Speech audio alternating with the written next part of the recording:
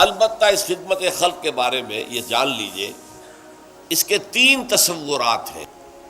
ایک تو ہے بیسل یا بیسک، اور جو چیز کے مشترک ہے تمام ادیان میں، تمام مذاہب میں، پوری نوع انسانی میں۔ وہ تصور کیا ہے؟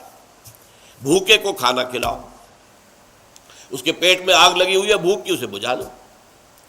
پیاسوں کے لیے پانی کا کہیں سبیل لگا دو، پیاؤ کہتے تھے ہندو، پیاؤ ہم سبیل کہتے ہیں، تاکہ مسافر گزرتا ہوا یہاں سے پانی پی لے۔ اللہ توفیق دے تو وہاں کولر لگا دے تاکہ ٹھنڈا پانی پی لے۔ یتیموں کے لیے یتیم خانے بناؤ، یتیم کی سرپرستی کرو، بیواؤں کی سرپرستی کرو، تو محتاجوں کی مدد کرو، مقروض کی مدد کرو، وغیرہ وغیرہ، اور جو بیمار ہیں ان کے معالجے کا، دوائی دارو کا بندوبست کرو۔ یہ خدمت خلق کا تصور جو ہے یہ یونیورسل ہے، پاپولر ہے، پوری دنیا میں ہے، پوری نوع انسانی میں۔ یہ کسی کے لیے ایکسکلوسیو نہیں۔ لیکن اس سے اگلا خدمت خلق کا تصور جو ہے اس کا تعلق ایمان سے ہے۔ اگر تمہیں یقین ہے کہ اصل زندگی آخرت کی زندگی ہے، اور اگر یہاں پر سیدھے راستے پر نہ چلے تو ہمیشہ ہمیشہ کے لیے جہنم میں جھونکے جانا، اگر یقین ہے تو سب سے بڑی خدمت خلق یہ ہے کہ لوگوں کو جہنم کی آگ سے بچاؤ۔ تم نے اس کے پیٹ میں جو بھوک کی آگ لگی ہوئی ہے وہ بجھا دی، اور وہ سموچا جہنم کے اندر جانے والا، اس کی تمہیں فکر ہی نہیں، پرواہ نہیں، تو تم سے بڑا تو پھر سنگ دل اور کوئی نہیں ہے، بشرطے کہ یہ تم پر منکشف ہو چکا ہو۔ اس کا تعلق ایمان کے ساتھ۔ اب یہ دیکھیے کہ حضور کی زندگی جب تک کہ وحی کا آغاز نہیں ہوا، آپ کی سیرت میں وہ پہلا خدمت خلق کا تصور جو پورا موجود تھا، بیواؤں، یتیموں کی خبر گیری اور غریبوں کو کھانا کھلانا، اس سب کی جو ہے آپ کی زندگی کے اندر وہ بدرجہ کمال وہ جو خدمت خلق موجود تھی۔ لیکن جیسے ہی وحی کا آغاز ہو گیا اور حکم آ گیا، اے نبی کھڑے ہو جاؤ، قم فانذر، خبردار کرو لوگوں کو کہ جہنم کی آگ جو ہے وہ تمہارا انتظار کر رہی ہے۔ اگر سیدھے نہیں ہوگے، اگر توحید کے راستے پر نہیں آؤ گے، اسلام اور ایمان کے راستے پر نہیں آؤ گے تو جہنم میں جاؤ گے۔ اس کے بعد آپ کی پوری زندگی اس خدمت خلق میں بسر ہوئی۔ یہی خدمت خلق ہے جو اس کے بعد اولیاء اللہ صوفیاء نے کی ہے۔ یہ کہاں آ کے بیٹھ گئے تھے؟ معین الدین اجمیری رحمۃ اللہ علیہ اجمیر میں، جو کہ راجپوتوں کی قوت کا گڑھ تھا، رائے پتھورا اس کا صدر مقام، پرتھوی راج کا، وہاں جا کے بیٹھ گیا اللہ کا بندہ۔ 90,000 انسان ان کے ہاتھ پر ایمان لایا، ذرا غور کیجیے۔ تو یہ خدمت خلق کی بہت اونچی منزل ہے، جس کے لیے قرآن میں الفاظ قوا انفسکم واہلیکم نارا، بچاؤ اپنے آپ کو بھی، اپنے اہل و عیال کو بھی آگ سے۔ وانذر عشیرتک الاقربین، اپنے قریبی رشتہ داروں کو خبردار کرو۔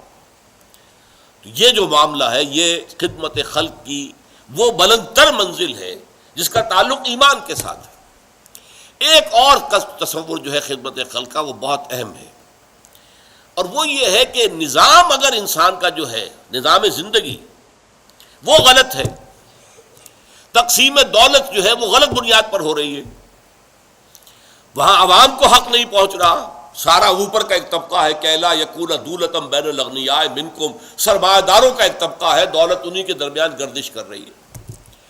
1 کروڑ پتی کی بیٹی لاکھوں کا جہیز لے کر دوسرے کروڑ پتی کے بیٹے کے ہاں پہنچ گئی، سرمایہ ادھر سے ادھر تو گیا، لیکن 1 کروڑ پتی کے ہاں سے جا کر نکل کر دوسرے کروڑ پتی کے ہاں جا کے پہنچ تو گیا۔ یہ صورتحال جو ہے یہ غلط ہے۔ اب اس صورت میں جو بھوکے ہیں، ننگے ہیں، آپ نے ذرا بڑی محنت کی، ان کو بھوکوں کو کچھ کھلا دیا، کوئی ان کے لیے لنگر کھول دیا، کوئی یہ کر دیا، ٹھیک ہے، یہ بھی اچھے کام ہیں۔ اصل یہ اس نظام کو بدلو۔ اگر ایک چکی جس سے آٹا آپ پیس رہے ہیں، ایک تو چکی ہے جس میں چاروں طرف آٹا گر رہا ہے، چاروں طرف نکل رہا ہے، چاروں طرف آٹے کا ڈھیر بن رہا ہے۔ ایک چکی ایسی ہے جو پیستی ہے لیکن ایک طرف آٹا ڈال رہی، دوسری طرف ڈالتی نہیں، ایک طرف ہیوز ہے، ایک طرف ہیو ناٹس ہے۔ تو جب تک اس چکی کو درست نہیں کرو گے، یہ چکی ہے جو غربت پیدا کر رہی ہے، یہ غلط نظام ہے جو غربت کو پیدا کر رہا ہے، پروموٹ کر رہا ہے، بڑھا رہا ہے، چڑھا رہا ہے۔ لہذا اس نظام کو بدلنا، نظام عدل و قسط کو نافذ کرنا، یہ ہے اصل میں خدمت خلق کی سب سے اونچی منزل اس دنیاوی اعتبار سے۔ اگرچہ اصل سب سے اونچی منزل جو ہے اخروی اعتبار سے وہ تو یہ ہے کہ لوگوں کو صحیح راستے کی طرف بلایا جائے۔ اسی لیے دیکھیے بہت خوبصورت شعر تھا، میں نے پچھلی مرتبہ بھی آپ کو سنایا تھا، لیکن آج وہ آپ کے سامنے واضح ہو کر آیا کہ طریقت بجز خدمت خلق نیست، بتسبیح و سجادہ و دلق نیست۔ ایک تو یہ کہ صوفیوں کا، مولویوں کا جو خاص ہوتے تھے فقیر اللہ کے نام پر کام کرنے والے، وہ ایک خاص قسم کی گدڑی پہن لیتے تھے، کندھے کے اوپر جو ہے ایک سجادہ، ایک جانماز ڈالی ہوئی ہے، ہاتھ میں تسبیح ہے۔ تو شاعر کہہ رہا ہے کہ ان تین چیزوں سے طریقت نہیں بنتی۔ طریقت تو ہے لوگوں کی خدمت، اور خدمت سے مراد کیا؟ خدمت سے مراد وہ بھی ہوتی تھی جہاں پر بھی بیٹھے ہوتے تھے اللہ کے بندے، ایسا وقت بھی آتا تھا کہ ان کے اپنے پاس کھانے کو کچھ نہیں ہوتا تھا تو کسی اور کو کیا کھلائیں گے۔ بابا فرید شکر گنج رحمۃ اللہ علیہ، پاک پٹن والے، ان پر وہ وقت بھی تھا ابتدا میں کہ سوائے پانی میں تھوڑا سا نمک ڈال کر اس سے روٹی کھا لینا، اس کے سوا کچھ نہیں تھا۔ پھر آپ کی طرف لوگوں کا رجوع ہوا، جسے پھر فتوحات کہتے ہیں، تصوف کی اصطلاح میں پھر فتوحات ہے۔ اب لوگوں کا رجوع ہے، وہ لا کے پیش کر رہے ہیں، گندم آ رہی ہے، یہ آ رہا ہے، چاول آ رہے ہیں، لوگ آ کر نذرانے دے رہے، تو لنگر کھل گیا۔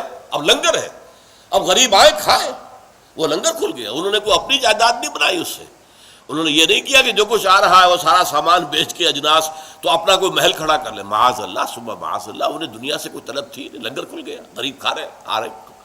لیکن یہ کہ ان کی زندگی کا اصل کام کیا ہے؟